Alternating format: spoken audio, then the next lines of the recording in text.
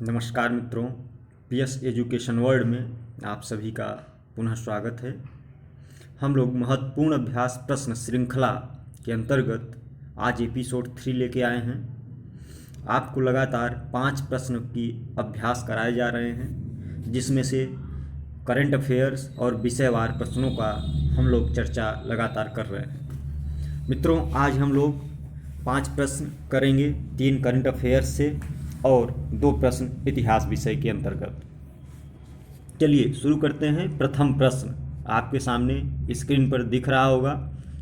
भारतीय वायुसेना द्वारा 17,982 फीट की ऊंचाई पर खारदुंगला दर्रे के उच्चतम स्काई लैंडिंग का एक नया कीर्तिमान बनाया गया।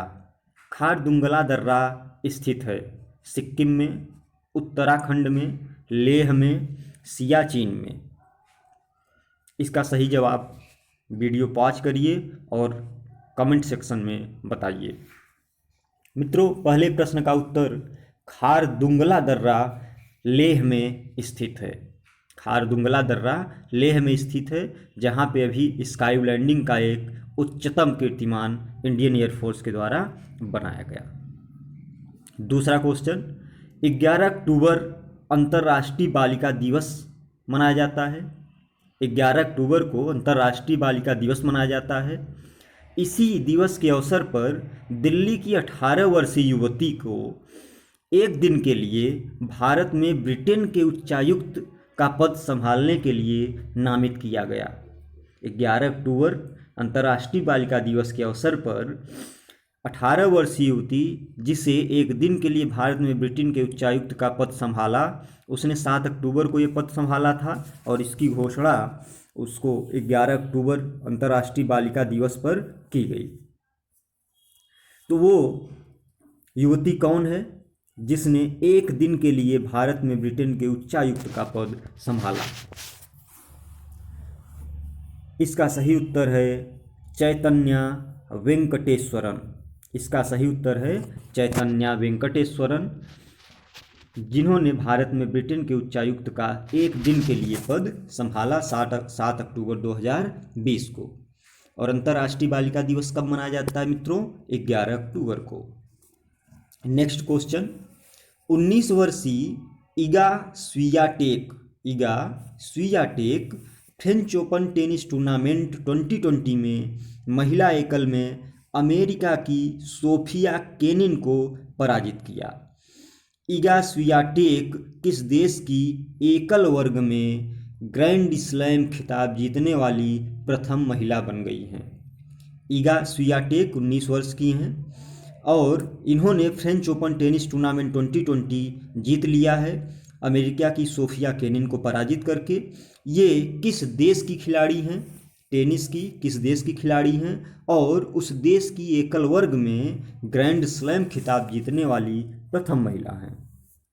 इसका सही आंसर है मित्रों पोलैंड। अभी असिस्टेंट मैनेजर का एग्जाम हुआ था यूपी कमीशन के अंतर्गत, उसमें एक क्वेश्चन आया था कि ये सोफिया केनिन पे पूछा था कि सोफिया केनिन किस देश की टेनिस खिलाड़ी हैं?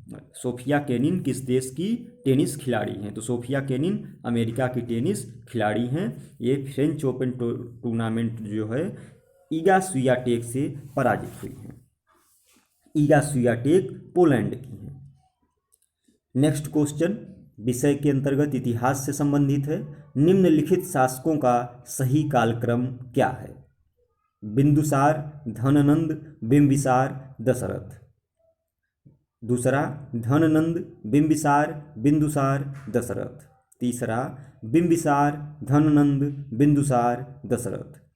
चौथा, दशरथ, धननंद, बिंदुसार, बिंबिसार। मित्रों, इसका सही जवाब आप वीडियो पॉज करिए और कमेंट सेक्शन में जरूर बताइए।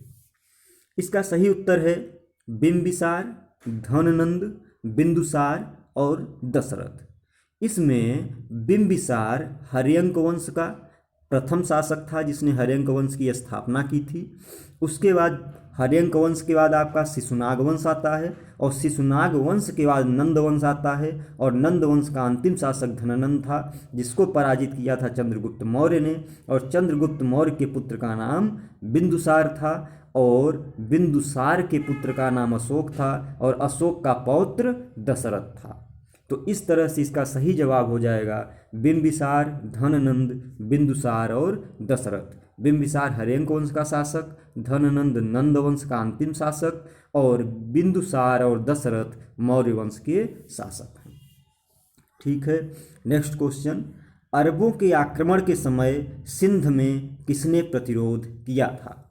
जब अरबों का आक्रमण हुआ था 712 ईस्वी में, तो उस समय सिंध में कौन शासन करता था जिसने अरबों के आक्रमण का प्रतिरोध किया था?